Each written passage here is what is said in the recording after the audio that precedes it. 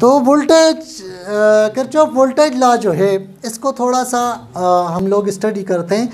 इसके sign conventions को अगर आप लोग समझ लें तो वो जो है थोड़ा सा आप लोगों के लिए आसान होगा। फिर किरचॉफ वोल्टेज लॉ KVL ये हमारे पास ये स्टेट करता है कि किसी भी इलेक्ट्रिक सर्किट में वहाँ पर मौजूद EMF सोर्सेज यानी कि बैटरीज़ हों या EMF का कोई भी सोर्स हो, जितने भी सोर्स हों उनका सम और जितने रेजिस्टर्स लगे हुए हैं यानी कि जहाँ जहाँ पोटेंशियल ड्रॉप हो रहा है उन सब का अलजेब्रिक सम मिल के ज़ीरो होता है। ठीक है, कहता है in any closed electrical circuit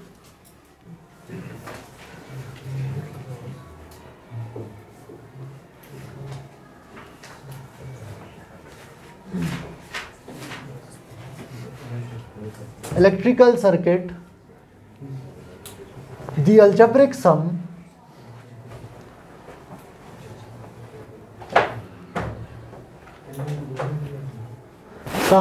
of all the EMF sources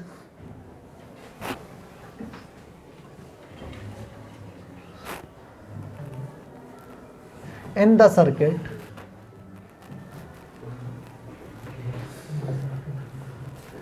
and potential drops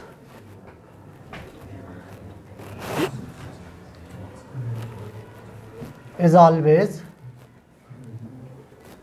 zero. किसी भी क्लोज्ड इलेक्ट्रिक सर्किट में EMF सोर्सेज और पोटेंशियल ड्रॉप्स का सम क्या होता है? ज़ीरो होता है। ठीक है, तो इसको हम यूँ कह सकते हैं कि algebraic some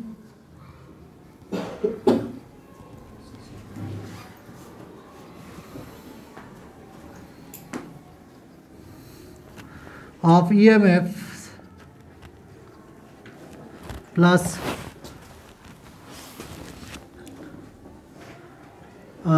some of potential drops is always equal to zero.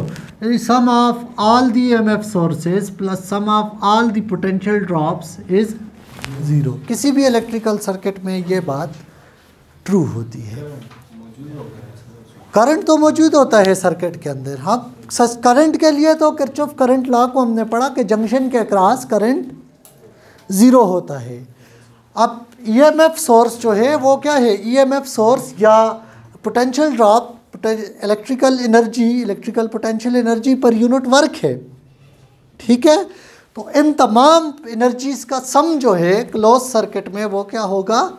ये actually law of conservation of energy है कि EMF सोर्सेज जितनी एनर्जी बनाते हैं वो सारी की सारी पोटेंशियल ड्रॉप्स में यूज़ हो जाती है। तो टोटल एनर्जी जो है हमारे पास वो क्या रहती है? कंजर्व रहती है। ठीक है, ना एनर्जी क्रिएट होती है और ना डिस्ट्रॉय होती है। सादा लफ्ज़ों में किसी भी क्लोज सर्किट के अंदर ना एनर्जी क्रिएट होती है और ना ही डिस्ट्रॉय होती है। ठीक है, तो ये हमारे पास एक इसकी सादा सी वो है। इसके साइन कन्वेंशंस थोड़े से पहले आप देख लें।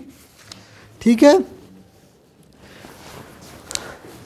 इसके साइन कन्वेंशंस बड़े इम्पोर्टेंट हैं। यही आपको सबसे ज़्यादा काम आते हैं सर्किट के अंदर। ठीक है, नंबर 1 ये है कि all arise in potential is taken positive. जब पोटेंशियल राइज होता है तो उसको क्या लेते हैं? पॉजिटिव लेते हैं। Arise in potential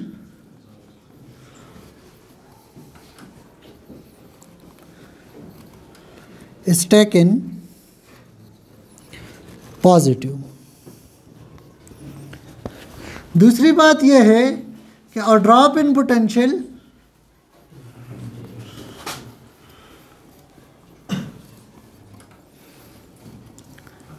is taken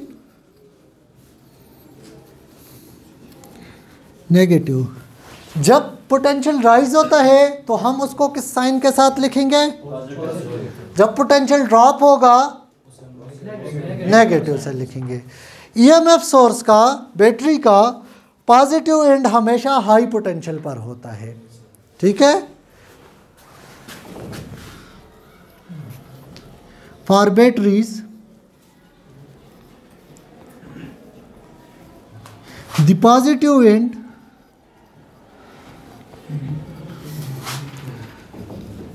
is always on high potential। EMF source का जो पॉजिटिव एंड है वो हमेशा क्या होगा, पॉजिटिव होगा, सॉरी हाई पोटेंशियल पर होगा। और नंबर 4, जो हमारे पास करंट है वो हमेशा हाई पोटेंशियल से लो पोटेंशियल को फ्लो करता है। फ्लो ऑफ करंट की डायरेक्शन हम वही लेंगे जो कन्वेंशनल करंट की लेते हैं, यानी कि हाई पोटेंशियल से लो पोटेंशियल को करंट फ्लो करेगा। Current flows from high potential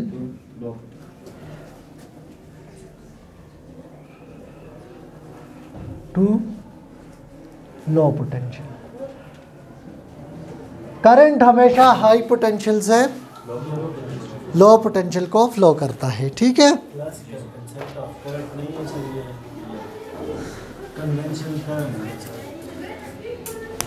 तो मॉडर्न कंसेप्ट क्या है करंट का?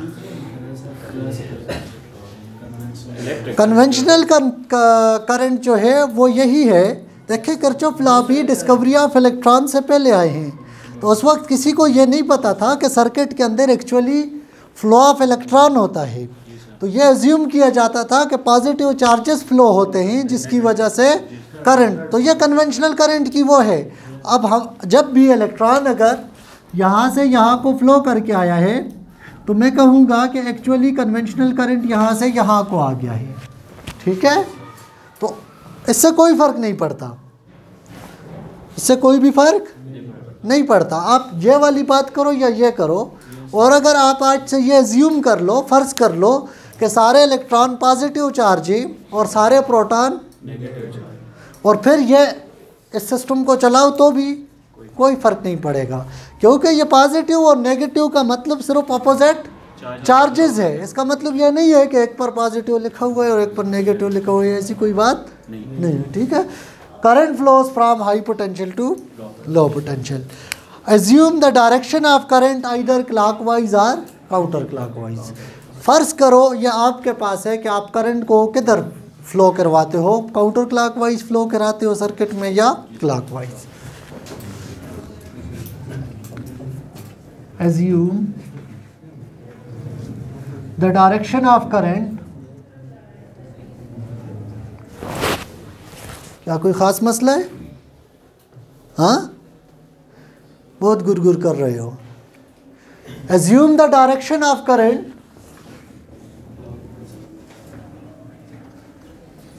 either clockwise or counter clockwise।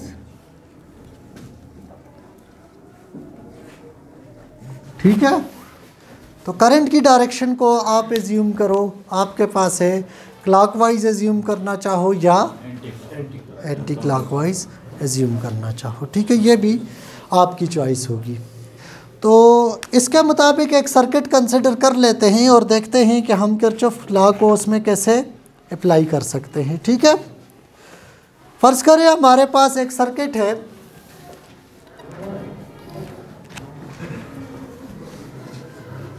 जिसमें एक ईएमएफ सोर्स है, एक रजिस्टर है, एक और ईएमएफ सोर्स है,